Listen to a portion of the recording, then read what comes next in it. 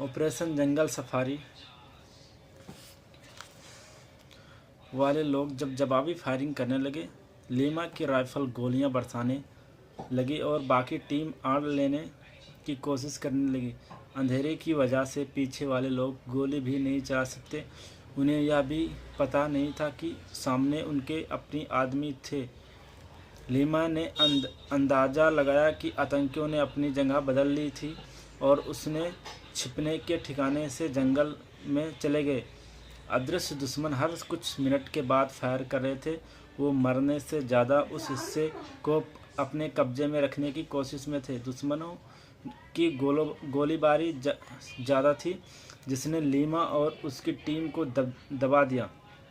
Lima सोच रहा था कि क्या रेडियो मैन बैकअप के लिए कॉल कर चुका था, पर रात के अंधेरे में यह जानना नामुमकिन था।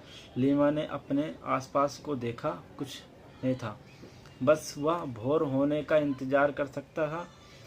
लीमा सारी रात मोर्चे पर डटा रहा, अपनी पोजीशन सामने आने के डर से किसी ने एक भी शब्द तक नहीं कहा। सुबह धीमे और तकलीफ़देह तरीके से आई, पर आखिरकार रात का खौफ तो दूर हुआ। रोशनी आते ही लीमा को पक्की खबर का ख्याल आया। उसका तो हर हाल में ध्यान रखा जाना था। वह आदमी कहाँ था? पेट के बल लेटे एजेंट लीमा की नज़र अचानक एक और गई। कुछ उसकी और ताक रहा था। ये क्या? उसने सिर को झटका और दोबारा देखा। फिर उसने थूक निकाला। पक्की खबर की आंखें अब से उसके सिर से जुड़ी थी और लीमा की ताक रही थी। उसका सिर धड़ से अलग हो चुका। पक्की खबर दुश्मन के शुरुआती गोलीबारी का हिस्सा बना और वही मारा गया। फिर लीमा को ध्यान आया कि उनके लिए अब तक मदद क्यों नहीं आई पहुंची। वे पूरी रात नहीं आए। वे ऐसा क्यों कर सकते? रेडियो मैन भी मारा गया। वह पेड़ के पास गिरा हुआ। उन्होंने एक संयोग ने घेर लिया। जंगल में शिकारी ही एक शिकार हो गया।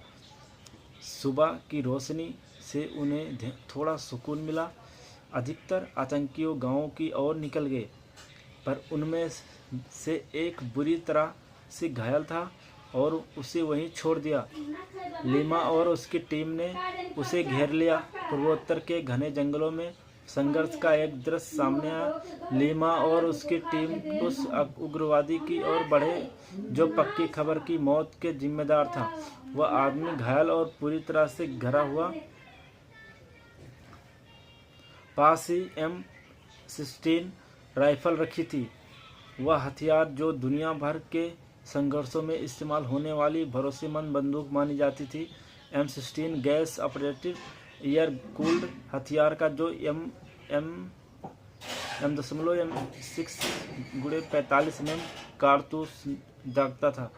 वह अपनी अचूक निशानेबाजी और भरोसेमंद होने के लिए मशहूर था। हल्का, कम रिकॉइल और ऊंचे फायर रेट वाला हथियार। वह 550 मीटर तक मारा जा सकता, पर अब वह बेकार पड़ा था क्योंकि उसका मालिक लुहसुन हान और नकारा हो गया।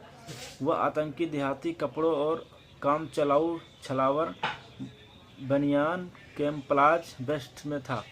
लीमा हाथ में एक बंदूक के लिए बढ़ा और पूरी तरह से तैयार था। AK-47 कारतूस वाली राइफल में जो एक ही अलग पहचान रखती थी। M16 फायर रेट के हिसाब से इस बंदूक से ऊपर थी, पर इस समय लीमा का एक हथियार बढ़ता, पर क्योंकि दूसरा व्यक्ति हथियार का इस्तेमाल नहीं कर सकता था। बाकी लोग कहाँ हैं? लीमा ने उस आदमी से पूछा।